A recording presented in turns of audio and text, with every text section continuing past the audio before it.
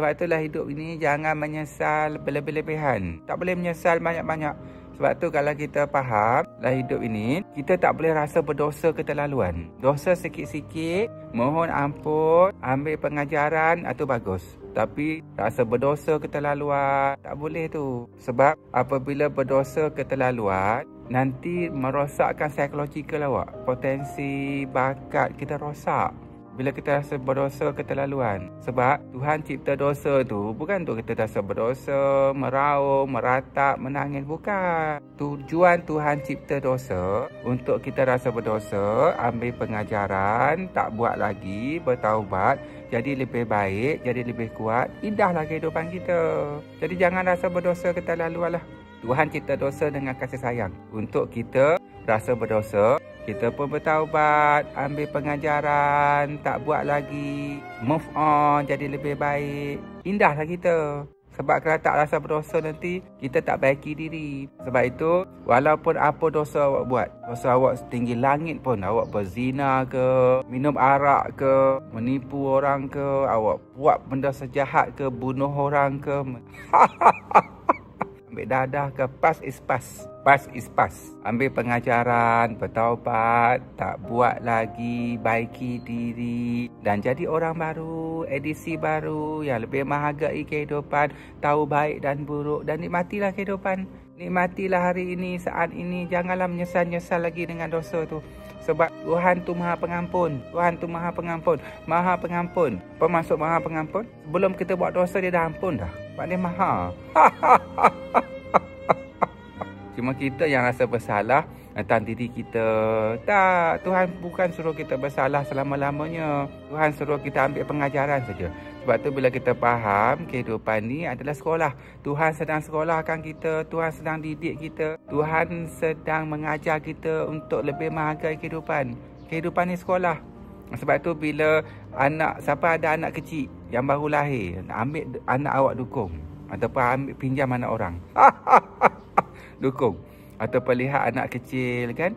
Kita tengok mata anak tu, kita akan ingat firman-firman Tuhan tu. Sebelum Tuhan lahirkan kita kat dunia ni, sebelum Tuhan cipta kita, sebelum Tuhan cipta lembaga Adam, Tuhan tahu kita pasti buat salah. Kita pasti berdosa. Kita pasti buat benda-benda mungkar. Kita pasti buat benda-benda jahat. Kita pasti melawan Tuhan. Tuhan tahu. Tuhan tahu. Tapi kenapa Tuhan terus cipta kita, lahirkan kita, berikan kita anugerah udara, oksigen, kehidupan. Sebab Tuhan tahu Dia Maha Kasih Sayang. Kita akan buat salah, kita akan belajar daripada kesalahan. Kita akan buat jahat pada orang. Jadi kita sedar, kita bertaubat, kita bangunkan diri jadi orang lebih baik. Edition yang lebih bagus, ambil pengajaran, tahu baik dan buruk dan tak buat lagi. Kan? Jadi itulah tujuan Tuhan ciptakan kita. Ingat, Tuhan sedang mendidik hati kita. Dunia ini, alam semesta ni sekolah.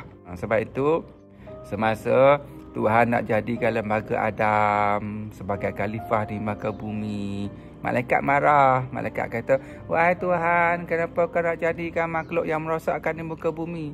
Tuhan tak kata, aku tahu apa yang kau tak tahu. Tuhan tahu, kita akan bangunkan diri kita. Kita akan ambil pengajaran dengan kasih sayang Tuhan yang diberikan pada kasih sayang kita, dengan sifat kesempurnaan Tuhan yang ada pada diri kita. Maka kita akan mencipta, buat kebaikan, ambil pengajaran, baiki diri, sembuh, sihat dan kembali kepada Tuhan dengan penuh kasih sayang.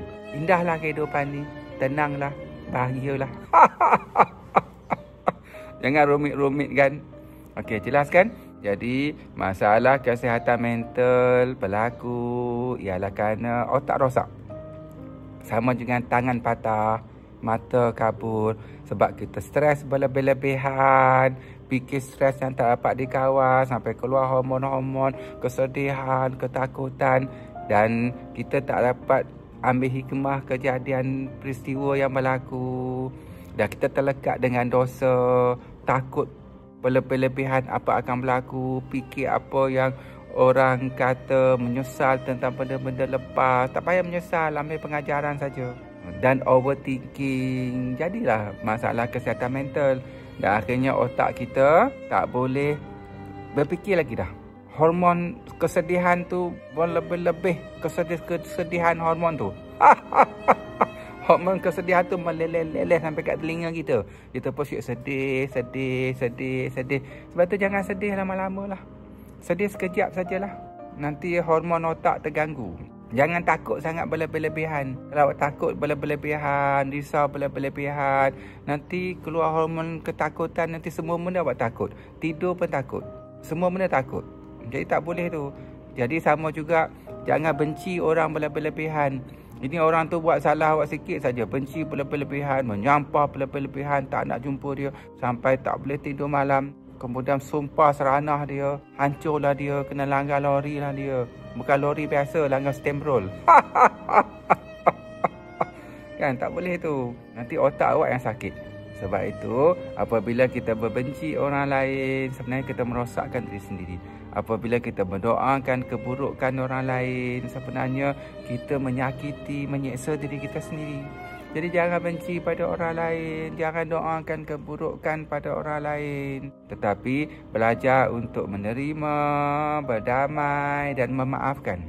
Sebab itu, dalam forgiveness terapi, apabila kita tak boleh maafkan orang tu, kita marah dia, kita benci dia, kita doakan keburukan pada dia, sebenarnya kita tak boleh memaafkan diri sendiri. Apabila kita tak boleh maafkan orang lain, kita marah, kita benci dia, kita doa dan dia keburukan, sebenarnya kita menyeksa diri kita sendiri. Kita sakit, kita sengsara. Jadi jangan seksa diri sendirilah, kan? Janganlah seksa diri awak sendiri. Sian diri awak. Diri awak dah lama dah terseksa. Ada orang terseksa 6 bulan. Ada orang terseksa 2 tahun. Ada orang 5 tahun. Ada orang 20 tahun terseksa. Terseksa, tak suka orang tu, tak suka orang ni. Dendam sana, dendam sini. Marah sana, marah sini. 18 tahun tak boleh memaafkan orang lain, kesian. Maafkanlah. Lepaskanlah. Berdamaikanlah. Tenanglah. Supaya otak awak sihat. Hormon-hormon kegembiraan, oksitoksin, serotonin, dopamin mengalir balik pada diri awak. Jadi macam mana nak memaafkan? Yang pertama ialah kita kena sedari saja benda tu yang berlaku. Sedari saja.